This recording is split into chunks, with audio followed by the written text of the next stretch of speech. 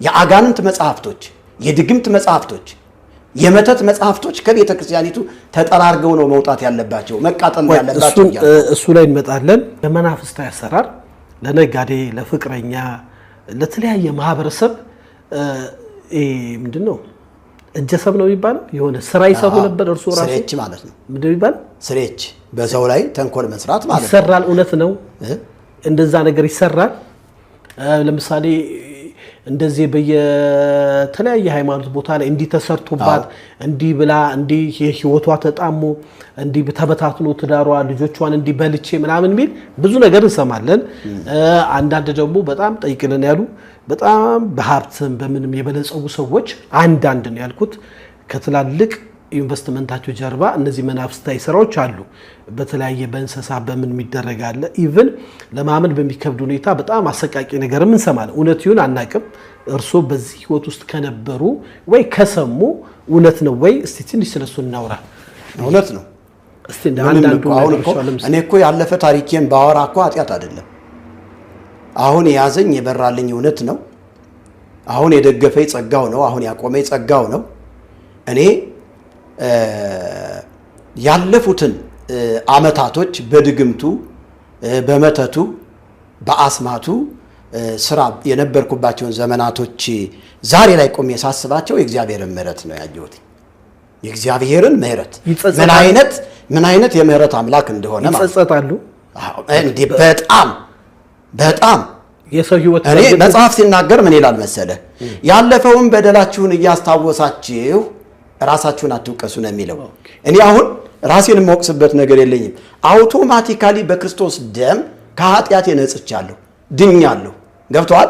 ነገር ግን እንደኔ በበፊቱ አይነት ስራ እየሰሩ ያሉ ሰዎች አሉ በቤተ ክርስቲያኒቱ ውስጥ አባባ እየተባሉ መስቀል ላይ ድግምት አድርገው የሚባርኩ አሉ።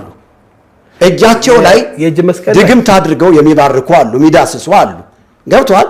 ይብን አሁን በጌጠበሉ ምናምን ሄደ ስታይ ይሄ አጥማቂዎች የሚሰሩት በዚህ ነው። በሚያስለፈልፉት አጋንንት በመቁጠሪያ አይወጣም ወንድሜ።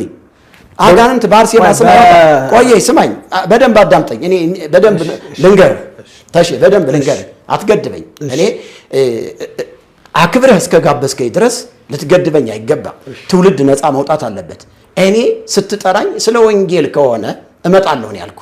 አሁንም ማውራት ያለብኝ ስለ ወንጌል ነው። ሐሰቱን ግን ሐሰት ነው ማለት መጽሐፍ ቅዱስ ነግሮኛል። እውነቱን እውነት ሐሰቱን ሐሰት በሉ ስለሚል ወዳጄ ሆይ እኔ ለምሳሌ በዓለም ላይ መምህር ግርማ የሚባሉ አሉ። መቁጠሪያ ሲሉ የሰማው እስከ ስዊዘርላንድ ጣሊያን ድረስ በመሄድ ብዙ ጥያቄዎች የሚነሱባቸው አሉ። ጠንቋይ ነው፣ መተተኛ ነው ሰውየው። አሁን አባ ግርማ ደግሞ የቀባቸው አሉ። አባ ግርማ የቀባቸው ደግሞ አሁን ደግሞ የተፈለፈሉ አሉ። በመቁጠሪያ እንትን የሚሉ የሚመትቱ ህዝቡን በድግም ታስረው የያዙ ገንዘባቸውን የሚበዘብዙ የመበለቶችን ቤት የሚበዘብዙ አስማተኞች ናቸው። ብዙ ከክፉ አሰራር ጋር ከአጋንንታዊ ሚስጥር ከሚሰሩ ጋር እንዴት ተስማማለች ይላሉ።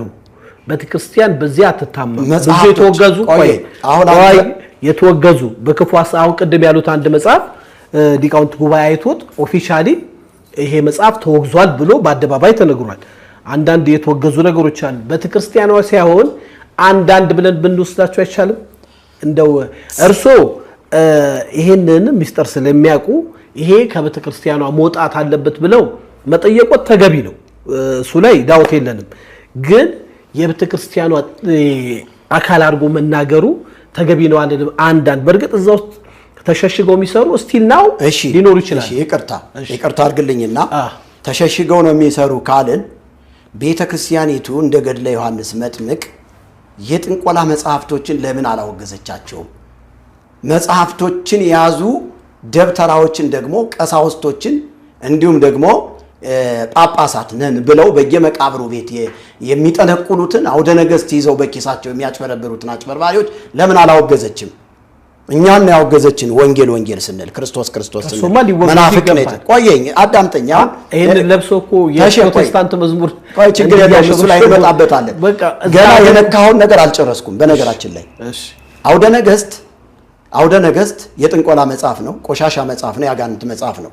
ይሄን ቤተክርስቲያኒቱ ጠርጋ ታስወግድ፣ ታቃጥል። ሁለተኛ አርጋኖን፣ ቱላዳን የሚባሉ መጽሐፍቶች እነዚህ መቃጠል አለባቸው። የእርግማን መጽሐፍቶች ናቸው። የጥንቆላ መጽሐፍቶች ናቸው። እሺ መልካ ስዕል ውስጥ እጅግ በጣም የጥንቆላ የድግምት መጽሐፍ አለ። መልካ ስዕል የሚባለው እጅግ በጣም የሚዘገንን ማለት ነው። የሚዘገንን እርግማን የተሞላበት መጽሐፍ ነው። ይህ ቤተክርስቲያኒቱ በሊቃውንት ጉባኤዎቿ መርምራ የኔ መጽሐፍ ነው ብላ ነው ያሳተመችው። በራሷ ማተሚያ ቤት ማለት ነው። ትንሣኤ ዘጉባኤ ማተሚያ ቤት የታተመ መጽሐፍ ነው። እኔ የምነግርህ ሌላ አጋንንትን መጥራት እንደሚቻል፣ አጋንንትን ጓደኛ ማድረግ እንደሚቻል፣ አጋንንትን መግዛት ማነጋገር እንደሚቻል ቤተክርስቲያኒቱ ሕማማተ መስቀል በሚባለው መጽሐፍ ውስጥ ጽፋ አስቀምጠዋለች። 700 ልቡሳነ ሥጋ አጋንንትን እንደ ባሪያ ይገዛ የነበረው ንጉሡ ሰለሞን እነዛን አጋንንቶች እየገዛ እንጨት አምጡ ሲላቸው እንጨት ያመጡ እንደነበር፣ ወርቅ አምጡ ሲላቸው ወርቅ ያመጡ እንደነበር፣ ድንጋይ አምጡ ሲላቸው ድንጋይ ያመጡ እንደነበር፣ እንዲያውም ቤተ መቅደሱ በአጋንንት እንደተሰራ የሚናገርበት ክፍል አለ፣ መጽሐፍ አለ። የሰለሞን ቤተ መቅደስ እናሳ አሁን በደብተራው ላይ የተሾንኩኝ የደብተራን አሰራር የምቀጠቅጥ እግዚአብሔር በበቀል ያስነሳኝ የዘመኑ ጳውሎስ ነኝ። እኔ ጨለማ ከብርሃን ጋር ህብረት የለውም ነው የሚለው የእግዚአብሔር ቃል። ቤልሆር ከእግዚአብሔር ጋር፣ የእግዚአብሔር ታቦት ከጣዖት ጋር ምንም ህብረት የለውም። ወንድሜ እኔ እኮ የከበርኩኝ የእግዚአብሔር ቤተ መቅደስ ነኝ። ሕያው የእግዚአብሔር ቤት ኢየሱስ የሞተልኝ ያንን ሞትና ትንሣኤውን ደግሞ ተቀብዬ ስለ ሞትና ትንሣኤው የማወራ ካህን ነኝ እኮ። ኦርቶዶክስ አሁን ተሐድሶ ያስፈልጋት። ኦርቶዶክስ የሚያስፈልጋት ዳግም መወለድ ነው። እኔ አይተህ ከሆነ ጽዮን ቲቪ ኢትዮጵያ ላይ ገብተህ ውስጥ ያንተ የሚጠቅም ጽዮን ቲቪ ኢትዮጵያ ላይ አድማጮች ገባ ብለው ይዩ። እኛ ተከታታይ 14 ክፍል አንድ አባ ጳውሎስ ዘኢየሱስ የሚባሉ ወደ ካናዳ ነው ምናምን አገር አሉ። ከሳቸው ጋር ተሐድሶ አገልጋይ ናቸው። ዳግም ልደት ለኦርቶዶክስ ተሐድሶ ለፕሮቴስታንት በሚል ርዕስ 14ኛ ክፍል ድረስ ይቅርታ አድርግሎትና ለመምህር እርሶ እቺን ረጅም የሺህ ዘመን ታሪክ ያላትን ቤተክርስቲያን የማደስ አቅም አለት ወይ? ሁለተኛ ደግሞ ወንጌላውያን ቤተክርስቲያን ራሱ ፕሮቴስታንትንስ ምኑን አውቀው ነው የሚያድሱት ለሚለው ጥያቄ እግዚአብሔር ይስጥልኝ። እኔ አልመካም እንጂ ሁሉ ጊዜ እኔ ትምክህቴ የመስቀሉ ስራ ነው። ትምክህቴ ልንገርህ ግን ልመካ ካልኩኝ ከቆሎ ትምህርት ቤት ከ7 ዓመት ጀምሮ እስከ 23 ዓመት የተማርኩኝ በቤተ ክርስቲያኒቱ ውስጥ ያለውን ጽዋቶ፣ ዜማ፣ ድጓ፣ ጾመ ድጓ፣ ምዕራፍ፣ ዝማሬ፣ መዋሥዕት፣ ሰንበት፣ መወድስ፣ ጓዝ፣ ሰለስት፣ አርባዕት፣ ክስተት የሚባለውን ሽምድድ አድርጌ የተማርኩ ሰው ነኝ። ወዳጅ በዚህ እመካለሁ። ልመካብል ግን አይጠቅመኝም። እንደ ጉድፍ ቆጥሬ ትቼዋለሁ። እሺ ወደ ቴዎሎጂ ስትመጣ በኢትዮጵያ ኦርቶዶክስ ተዋሕዶ ቤተ ክርስቲያን ያለውን የቴዎሎጂ ትምህርት ተምሬዋለሁ። እሺ የምስራቁንም የምዕራቡንም ቴዎሎጂ አቀላጥፌ የበላው ሰው ስለ ተሐድሶ ባወራ ምንድነው ስተቴ ምንድነው? አሁን አንተ ስለ እድሜ ነው የምታወራኝ። የፕሮቴስታንት ሃይማኖት የተቋቋመው ከዚህን ጊዜ ጀምሮ እስከዚህ እንደ አንጋፋ ነው። የኦርቶዶክስ ቤተክርስቲያን ስንት ሺህ ዓመት የቆየች እንደዚህ አንጋፋ ነች። እኔ ምን አገባኝ እንዴ?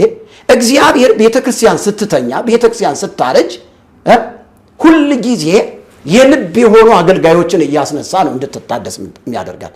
በነገራችን ላይ ተሐድሶ ባለቤቱ እግዚአብሔር እንደሆነ ይሄንን ማወቅ አለባችሁ አድማጮችም፣ አንተም ሌሎችም ሰዎች። የተሐድሶ ባለቤት እግዚአብሔር ነው። የተሐድሶ ባለቤት እግዚአብሔር ነው። የሚያድሰው እግዚአብሔር ነው። የሚለውጠው እግዚአብሔር ነው። ሮሜ 12 ቁጥር 2 ላይ ገብተህ ስታነበው ምንድን ነው የሚለው? በልባችሁ ሐሳብ ተሐደሱ ተለወጡ ነው የሚለው። ይህንን ዓለም አትምሰሉ። ይህንን ዓለም አለመምሰል ነው። በእግዚአብሔር ቃል መለወጥ ነው ተሐድሶ። የለውጥ ጉዳይ ነው። ገብተዋል እንጂ የሆነ እንትን ብለን በእጃችን የሆነ ቁስ ይዘን የምናድሰው ነገር የለም። ተሐድሶ ሲነሳ ብዙ ሰዎች የሆነ በቃ ህንፃ ነው የሚታያቸው መሰለኝ። ክርስቶስ የሞተለት ህንፃ አካል አለ። ይኸውልህ መርጌታ ተሐድሶ ተብሎ እርሶን ጨምሮ ከቤተ ክርስቲያኑ የወጡ አብዛኛው በተደረገ ጥናትና ግምገማ ብሽሽቅ ነው የተያዘው። አብዛኛው ሚስጥሯን የቤተ ክርስቲያኗን ሚስጥር የሚያውቁ እየወጡ መዘርገፍ፣ በዛ ላይ ደግሞ በማስተማር መንፈስ አይደለም፣ አብዛኛው በማዋረድ ከእናንተ ጋር ብቻ አይደለም፣ ከዛኛው ወገን ደግሞ ያልተሾሙ እናንተን ፕሮቮክ ማድረግ ማዋረድ የግል ጉዳይ ማንሳት ቅድም ያሉት የተለያየ ነገር እንዳለ እኛ አይተናል